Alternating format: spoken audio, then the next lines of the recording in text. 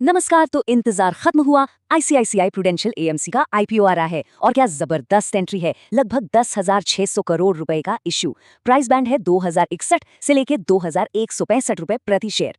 अब सवाल ये उठता है, क्या इसमें लिस्टिंग गेन का एक तेज मौका है या फिर ये लंबी रेस का घोड़ा है।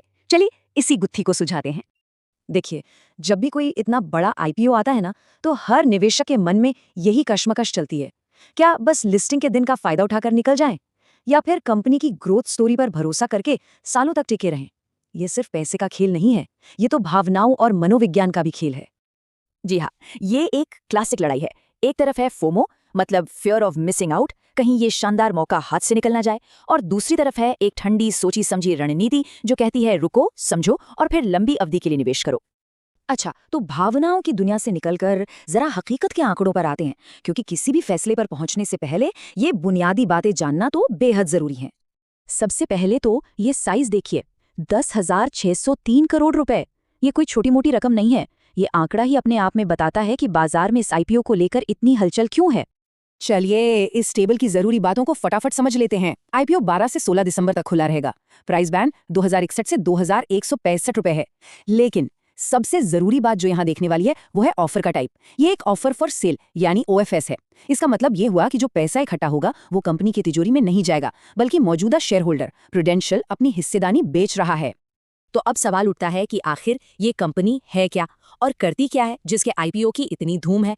आइए एक नजर इसके बिजनेस पर डालते हैं। आसान भाषा में समझें तो आईसीआईसीआई प्रूडेंशियल एक एसेट मैनेजमेंट कंपनी है। मतलब ये लाखों करोड़ों लोगों से पैसा इकट्ठा करती है और उसे म्यूचुअल फंड्स के जरिए शेयर बाजार, बॉन्ड्स और दूसरी जगहों पर निवेश करती है। ये भारत के सबसे बड़े और सबसे पुराने फंड हाउसेज में से एक है।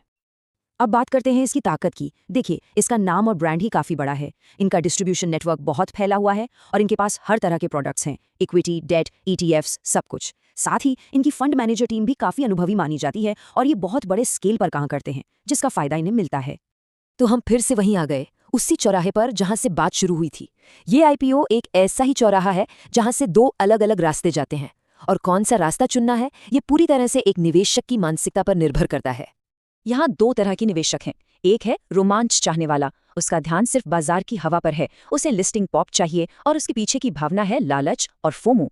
दूसरी तरफ है योजनाकार, वो बिजनेस की मजबूती देखता है, सालों तक इंतजार करने का धैर्य रखता है और उसका लक्ष्य है वेल्थ बनाना।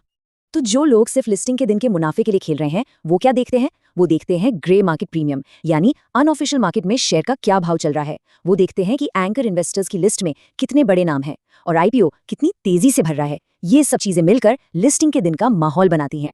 और वहीं जो लंबी रेस के घोड़े पे दांव लगा रहे हैं, उनके सवाल बिल्कुल अलग होते हैं। वो पूछते हैं कि कंपनी का एसेट अंडर मैनेजमेंट यानी एयूएम किस रफ्तार से बढ़ रहा है, इसके प्रॉफिट मार्जिन कैसे हैं, भविष्य में ग्रोथ कहाँ से आएगी, और सबसे जरूरी, क्या लिस्टिंग के बाद भी इसकी वैल्यूएशन महंगी तो नहीं है। लेकिन रुकिए, चाहे कोई भी रास्ता चुना जाए, ये याद रखना जरूरी है कि कोई भी निवेश बिना जोखिम के नहीं आता। तो चलिए अब एक नजर डालते हैं कि यहाँ क्या क्या चुनौतियां हो सकती हैं। सबसे बड़ा खतरा तो खुद बाजार ही है।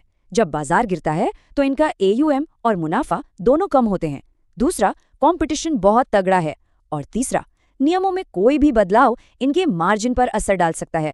और हाँ, जैसा हमने पहले कहा, ये एक ओएफएस है, तो कंपनी को बिजनेस बढ़ाने के लिए कोई नया पैसा नहीं मिल रहा। तो फिर करना क्या है, कौन सा रास्ता सही है? देखिए, इसका कोई एक सीधा जवाब नहीं है। ये पूरी तरह से एक निवेशक की अपनी सोच, जोखिम लेने की क्षमता और वित्तीय लक्ष्यों पर निर्भर करता है। ये बात दोनों रणनीतियों का सार बता देती है। अगर सिर्फ लिस्टिंग गेम चाहिए तो छोटा दांव लगाएं और तेजी से निकल जाएं। लेकिन अगर एक लंबी अवधि के निवेशक हैं तो शायद लिस्टिंग के बाद की उठापटक को शांत होने देना और फिर सही कीमत पर एंट्री लेना एक बेहतर रणनीति हो सकती है। तो आखिर में ये आईपीओ सिर्फ फाइनेंशियल समझ का इम्तिहान नहीं है। ये तो किसी भी निवेशक के स्वभाव का, उसके टेम्परामेंट का टेस्ट है। कोई क्या फैसला लेता है, ये उसके निवेश व्यक्तित्व के बारे में बहुत कुछ बताता है। इस पर सोचिएगा जरूर।